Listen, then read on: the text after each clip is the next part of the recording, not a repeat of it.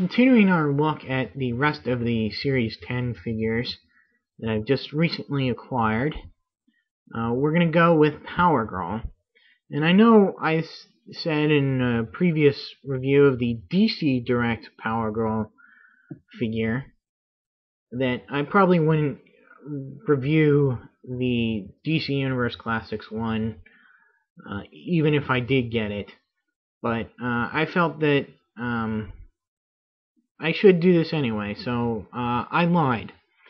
The rest of the figures, you got Robot Man, Beast Boy, Joker, Forager, Man-Bat, Batman, and the Imperiex Collect and Connect figure. Now, you can read her biography here is a bit out of date. DC has since redone her origin, returning to the Earth 2 Power Girl. More on that later. You're only getting half the story if you read that. So anyway, on to the sculpt. It's a pretty nice base sculpt, I guess. The nose looks kind of sunken in, but it works from the front. And I do like you can kind of make out little dimples on her right by her mouth, so that's pretty cool. Her hair is kind of awkward, just all over the place, and it is like its own separate piece here. They probably just reused a stock female head and put the hair on top there. One thing that I really can't get over is you can see the seams between the two pieces of her legs on both sides, and that really kind of gets me, it turns me off on this figure, as well as because she was the way she was in package. Her legs are kind of bent out of position, and it really makes her standing her up really hard. And you can also see that she's also got a little blemish here, I don't know what from, on her thigh.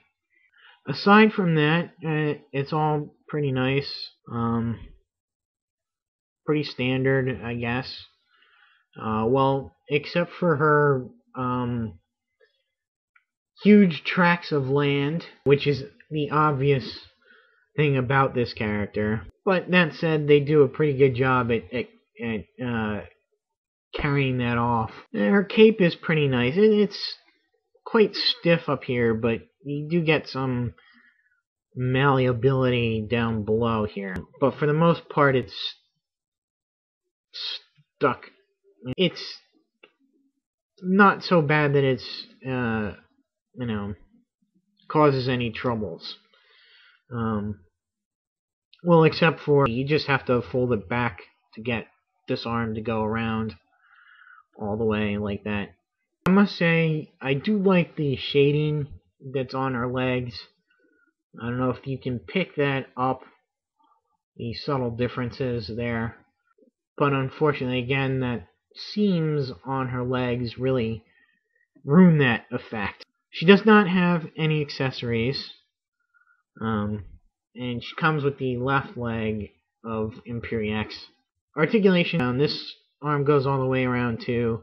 Rotates at the bicep, bends at the elbow, rotates at the wrist, upper torso articulation. However, trying to get her to go back is hampered by the position of the sculpt of the cape here. Waist articulation, but her soft belt gets in the way a little bit, so I don't want to bend that out of shape too much.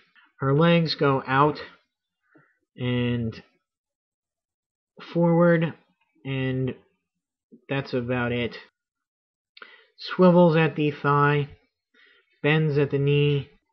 She slightly rotates at the boot there, and bends at the ankle. She does have a slight ankle pivot on at least this foot. This foot is not. It doesn't have that. She first appears in All-Star Comics number 58 in 1976. That's right, it was a 70s era comic that took place back in the Golden Age, or the end of the Golden Age, the end of the war, and in the continuity known as Earth 2, which featured all the original DC Golden Age characters. All-Star Comics led up to the eventual Infinity Inc. and really focused on sort of the next generation of JSAers, kids and junior members of the JSA. Of course, the Crisis on Infinite Earths ended all the different versions of the Earths that were out there, and she was actually one of the holdovers from Earth 2 that escaped the erasure from existence. And for a long time, she struggled to sort of find a place and a part in the universe. For a time, actually believed herself to be the granddaughter of an Atlantean sorcerer called Arion, and was sent forward in time for her safety. Was discovered by Superman, and the current Superman, and he introduced her to the Justice Society, which she became attached to. However, in Infinite Crisis, that was done away with, and that's the bio that you read on the back of the card. That was done away with, and it was established that she was the Earth 2 Supergirl, or Power Girl,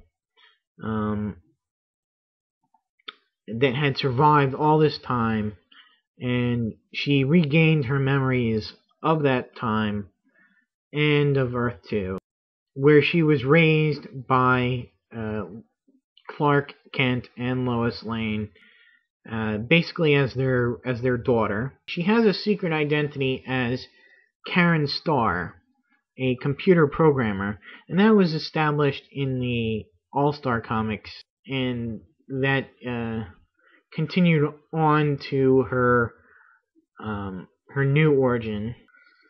So she is kind of the legacy, if you will, of the whole Earth 2 universe, that original Earth 2 universe.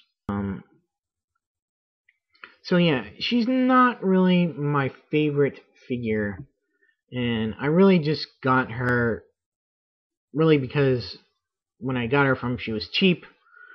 No comment on the character. I probably would, if she weren't the price that I got her at, I probably wouldn't have bothered with her.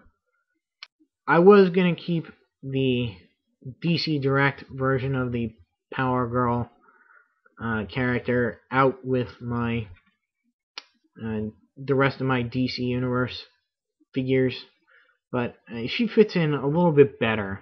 Again, she's not my favorite figure.